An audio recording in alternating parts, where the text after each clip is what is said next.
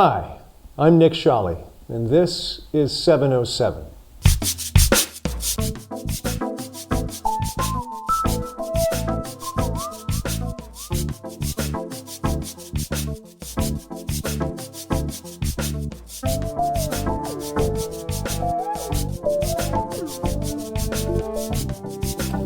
We have two guests today, actually a two-for-one. Elizabeth and John Craven will be joining us. First, Beth will be joining us, and then John in the second section. And both of them will join us for the final segment. But right now, I want to introduce Elizabeth Craven, Artistic Director of Main Stage West Theater Company in Sebastopol. Hi, Beth. Hey, Nick. How are you? I'm good. Good. Thanks for joining us. Thank you for having me. Absolutely. Well, first of all, we don't have a lot of time. We have a lot of compression to do because we have to cover both you and John today, and there's so much to tell. The first and foremost, I'm really curious about the 1970s and how, in going back over your career, how things started for you in theater. Wow, you got like 2 or 3 hours. I started out in the 70s. I was a student, graduate student. I had been a chemistry major, believe it or not, and switched my junior year when I just decided that wasn't for me. But anyway, we had a small theater company in Knoxville, Tennessee, called the Playgroup. And that was really the beginning of my work in professional theater. We toured, that was during the highlight and heyday of experimental theater in America. And we were connected at that time with a lot of other companies that were doing very interesting work all over the country. It was interesting because at that time it was easy, even if you were a small company in the South, to be connected with companies in New York and California and all kinds of places. And during that time, one of the things that happened to me that was really very instrumental in my continuing theater for the rest of my life was a man named Philip Arnault, who I'm still very close friends with. Is an entrepreneur of theaters that are a little bit on the edge. He had seen us and met us in Michigan at a big theater festival there, the first International Experimental Theater Festival. There were all these awesome people there. You know, Ted Hughes was there, and the performance group was there, and a lot of really, really interesting folks. And he took an interest in us, Philip did, and in 1975, when Jerzy Grotowski was having the Theater of Nations in Poland, he was permitted to invite 10 American artists to Poland to study, participate in the Theater of Nations. And he picked 3 people from our company. So I and a man named Mac Perkel and another man named Ben Harville went to Poland. And we were there for, I don't know, week, 10 days. And it was life-changing, honestly, really life-changing. Not only the experiments that were done there, but just meeting and thinking about theater on a global level gave a different kind of context to what it meant to be a theater artist. So from Poland to Sebastopol. Oh boy! I know that's a long fast forward a long time. Yeah. But through the course of theater work in the 70s and 80s, did a lot of international exchanges. Yes. And can you talk a little bit about the climate then? Yes, it was very different then. That was during the Cold War. During the Cold War, both science and art became a conduit for international people to speak to each other sort of over the Iron Curtain. And during that time, UNESCO and some of the other international organizations were hosting ways that artists could get involved. And one of them was called the International Theater Institute. It was it was actually conducted very much like the United Nations. When people would come, all the countries were represented. They would make decisions about. Anyway, so during that time, I was part of that. I was actually part of that way into the 90s and the early 2000s. But it became a much less necessary thing, of course, after the Iron Curtain came down. But we were exchanging with people in Eastern Europe, Central Europe, the then Soviet Union, and other parts of the world where you really couldn't get there if you didn't have a reason to be there. And art was the reason. It was, and theater artists were very, very open at that time in that part of the world. I mean, some of the best theater being done anywhere on the planet was being done behind the Iron Curtain because people couldn't talk about things. They had to find a metaphorical way to express things. So there was this sort of under the radar way that theater became an accessible political tool and cultural tool for people who weren't allowed to speak otherwise. And the theater was amazing. It was so good. How do you feel about the vitality of theater today? Well, I know once all of that ended in Eastern Europe, it was really interesting because the theater went right downhill because people could suddenly say anything, and they chose to say really kind of mundane, inane things. and I'm not saying there's not good theater there anymore, but it certainly isn't what it used to be. I think maybe right now is a time where theater may have a kind of resurgence, because even here right now it's just necessary for people to be able to speak and to be able to reach their communities without going through a lot of back channels and expensive media. And theater is something that can be done with people in a room. Absolutely. And upcoming, you have Hope at Main Stage West. We do. I wanted to It's one of the few places we have it now. No, I'm just kidding. Hope is a wonderful new play. We've done several of plays that were written by Cy Kahn. Cy is, he's something in himself. I mean, he's a kind of legendary songwriter and activist. He's been working for workers' rights, prison rights, women's rights for years, and writing a whole canon of amazing music. So this play is about his family's immigration from Lithuania and Poland, same kind of part of the world, at the turn of the 20th century. They immigrated in the late 1800s. And it's a story of his Jewish family and how they survived, and how the generations that came after them, who also some of them immigrated again after the Second World War. Anyway, it's very relevant, I think, right now, because immigration is such a subject that's being discussed and in some danger in this country. A lot of danger. Yeah. And this country not being as much of a haven as it once was, or at least that's the feeling right now. So it's a wonderful play with music, lots of music. Yeah. And people always are up for a musical, right? Yeah, yes. And upcoming sort of Main Stage West, as it's grown over the last 5 years, you took sort of stewardship of the space. And that was a funny night. We were all there for the closing of the Rep. They were doing a production of Cyrano. And at the intermission, a good friend of mine said, "Beth, you don't want to take over a theater, do you?" This was just a friend of mine. And I'm like, no. But then we got thinking about the fact that space had been a theater for over 20 years, and it was about to close.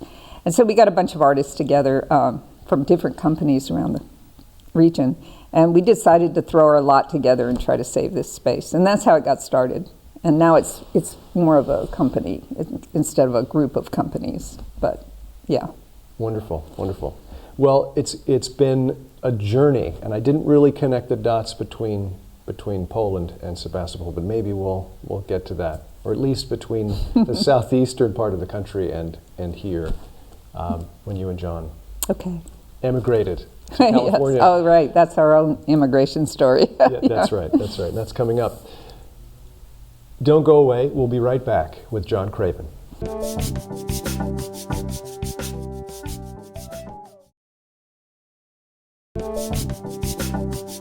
Hi, this is Nick Sholley, and welcome back to 707. We're talking with John Craven, who is an artistic associate and a major force in Main Stage West Theater in Sebastopol, and also recently the head of the West-Artquest program, which we're going to be talking about a little bit to start. So, John, tell me a bit about how things started for you with Artquest, how that began. Well, actually, I was just part of the theater arts program, and in the 90s, I was already working at Santa Rosa High and doing what all the other teachers were doing, trying to create a theater program, and where we all do productions and things of that nature. But a woman named Chris Vetrano came to me and said, after she had this idea, and she'd already spent a year working on this idea, of making a kind of a school within a school, like a magnet school for the arts. And I wondered if I was interested. And of course, I felt like it was just a natural progression. I was taking over for Beth, and there was already in this county with Amy Glazer, a really good high school theater program. So it just seemed like a natural progression. And so in the initial years, we had maybe because it was small, we were able to have the English sections and the history sections, and even in the science, they were all coalesced to work with Artquest drama. In other words, my first show was Three Sisters by Anton Chekhov, believe it or not.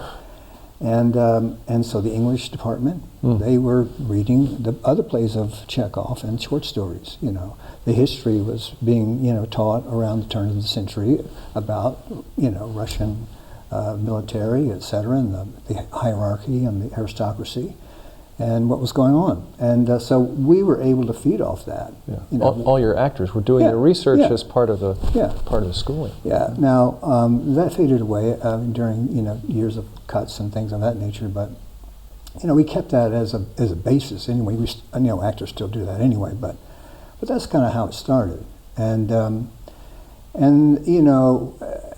when we got a chance to move into a new space, and we probably wouldn't have gotten that space if it hadn't been for the fact that we were now a magnet school.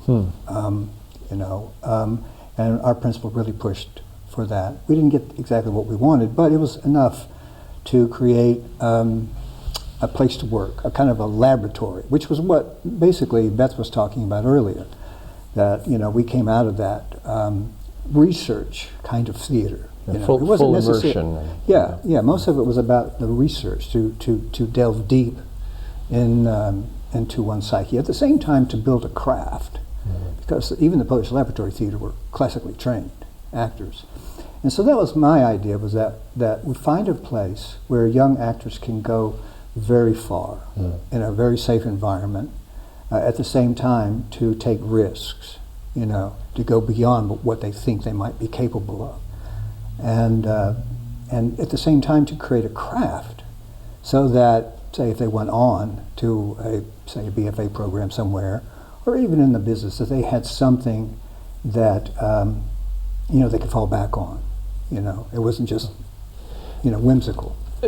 Talking just about risk a little bit and about leaps of faith, and I'm thinking about when you and Beth came to the West Coast. Yeah.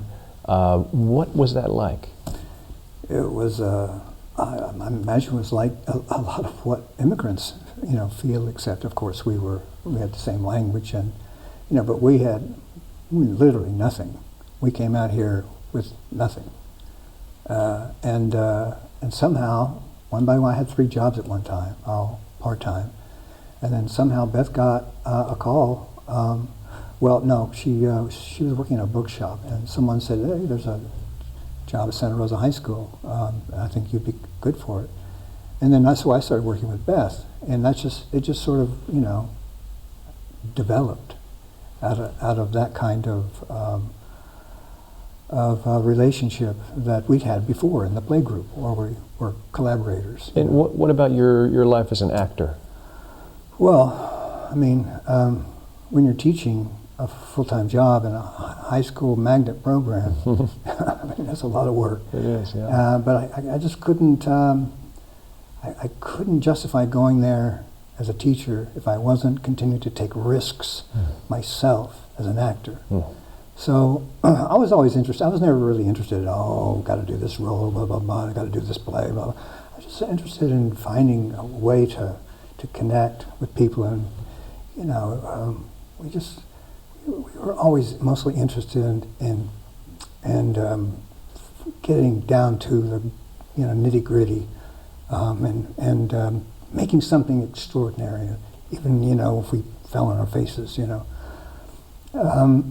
So that's kind of also the way I approached the Art-Quest. It's the way my father even approached, when I was Little League. He thought it was a major league. So, right. I was also just following in his footsteps. Full investment in what was going on for the kids. Yeah, yeah, well, I don't know. I just did what I did, Yeah. So.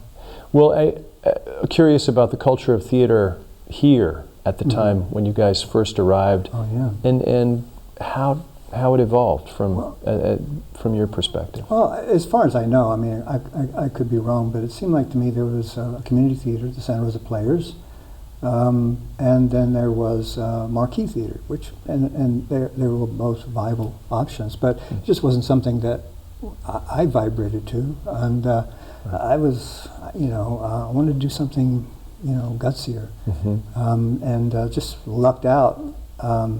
Just had this idea to do Sam Shepard's True West, and we just sort of threw it together, found a kitchen that somebody had taken out of their house, and went down to Cinnabar and did it. And, I guess it was successful because we were asked to do more, and then that developed into, a yearly kind of commitment. That lasted for about 10 years, and then we developed something else. Beth went to Tennessee, and we had an international program there, and then we came back because Tennessee didn't really want this international theater program, or at least the University of Tennessee theater department didn't. And so we came back, and this is how we brought that also back with us, in hopes of creating something as an extension of what we were doing. So I don't know if that answers your question. It does. It does. It also leads to other questions. Okay. Mostly curiosity about, some of the students that have gone through the Art-Quest program, and there are a bunch of names. We could name names. Gabe Kahane is one. Rebecca Miller. Rebecca Louise Miller, yeah. Playwright, yeah. And so clearly you're doing something that did make the difference and was the kind of hotbed you were hoping. Well, it's just like there's no saying. It's not really the professors at Harvard that make Harvard.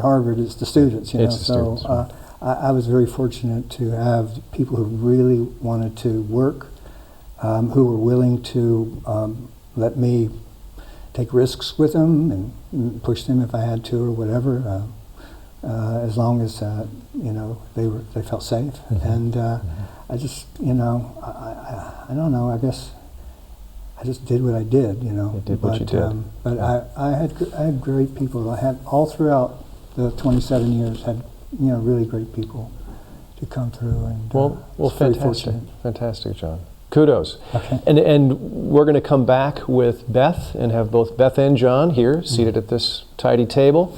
And we'll be right back with more 707.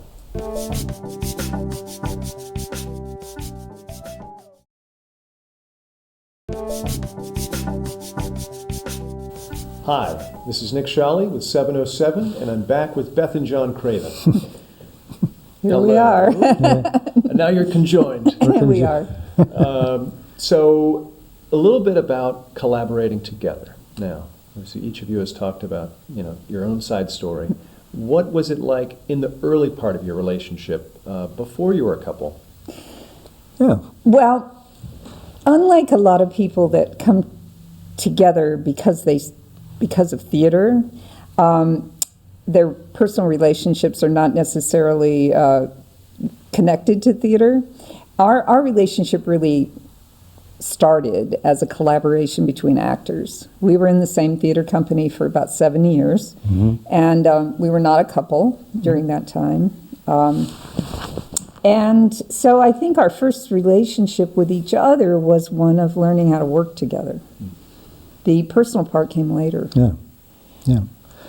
That's and it's sort of continued like that. You know, we've had to as she's grown and I've grown, we've had to adapt that collaboration, and we also find out a little bit more what our strengths and weaknesses are, and so that's I think that's helped the collaboration grow. For example, when we did Capacity, I thought maybe that was the best collaboration that we'd had. That was just last season. Yeah, just a few months And ago. for those who don't know, that's a story of Einstein's early relationship and life before his fame. Right. So as a young man. Yeah. Yeah, it's really the story of his first wife. His first wife, Yeah. right. And how Maleva much- marriage. Yeah. Yeah. Yes, I think we work well together because we sort of approach theater in the same way, but from a different vantage point.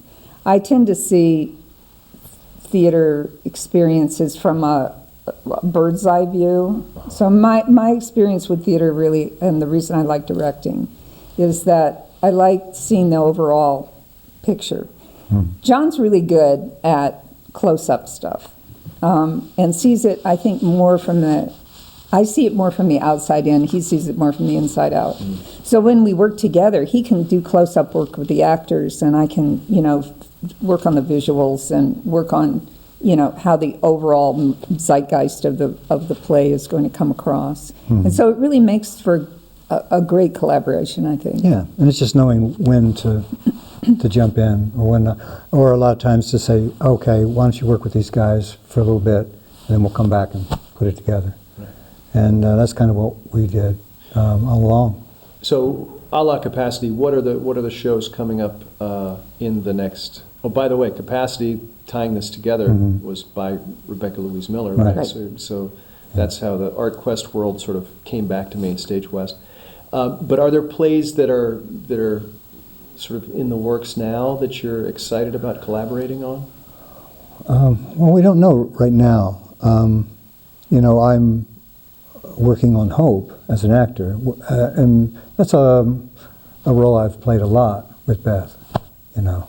A lot of times, especially in the early days, I was considered Beth's husband. No, that's not true. But so I mean that's a common collaboration, and but as as directors, we just started putting the season together, so we're not quite sure how that's going to fall out. Okay. Yeah. But it's all a collaboration, really. Yeah. I mean, all the way, and between us and the other members of our company, the whole approach to the kind of theater that we're trying to do at Main Stage West, I think, has a collaborative element to it. And that's one of the reasons, I'd like to say something that a lot of people get the feeling that we're a closed shop because we do a lot of work with the same people over and over again. And I would say we're not a closed shop. We do bring people in, yourself included, from other places when we can. But one of the things we're hoping to do is continue a way of working. And so the company element of what we're doing is really important.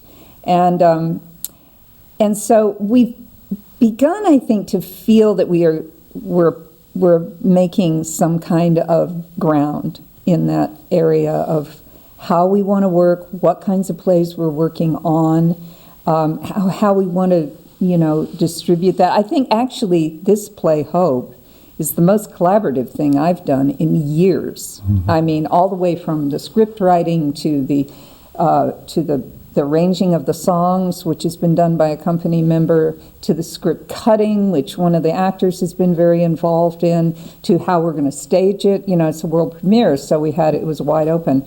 It's been an incredibly collaborative work. It's really exciting. Yeah, it is. Wow. It is. Wow. And that's coming up the first weekend of December, is that Yes. right? Yes, December 1st is our preview, and December 2nd is our opening. Wow. Wow. And Cy will be here the second weekend. it'll be his first chance to see it Yeah. too, so, And Cy goes all the way back to the play group. yeah, it does. 1976. That's when we first met him. Wow. Yeah. Yep, So there's been this thread of collaboration. yes. He wrote a piece called 200 RPM, which was a gift for the anniversary of the bicentennial, American bicentennial. Seen through the working class, Wow. Well, there an we- immigrant point of view. There we have a common thread. Yeah. Yeah. And what? Speaking of hope, what are your hopes for theater in Sonoma County? Wow. Sure. Well, theater in Sonoma County, when we came here, as he said, there were like 2 companies, 2 or 3 maybe. Now there's, I think at the last count, I counted 13. So there are a lot of companies out there. What I can't speak for the county as a whole, but I think for us, what we're hoping to do is nurture our own community right around where we are, and be the best company we can for that group of people, and then hopefully that'll draw in other people as well. But I think basically people are starting to all identify what it is that they do in these various companies, and so it's a pretty rich and vital area. Well, there's a way in which Artquest feeds the whole theater scene, and more theater and more education. It's a loop, right? Absolutely. It's a feedback loop. Yeah, in fact, it's been a great experience for me to be on stage with, in the last play, Dancing at That's right. Witness. I was on stage with 3 former Artquest students, and they were all from different generations of classes, and so Wow. It that was a beautiful thing. That was great. I mean, they were good. Well, Had to keep up with them. not a surprise. We have fertile ground here in Sonoma County. Yeah. Thank you both very much for all thanks that so you've much for given having and me. for your time today. Really appreciate it. Thank you. Thank you for joining us on 707. With us again, Elizabeth Craven and John Craven of Main Stage West Theater Company in Sebastopol. Thanks. Thank you for joining us. Thank you.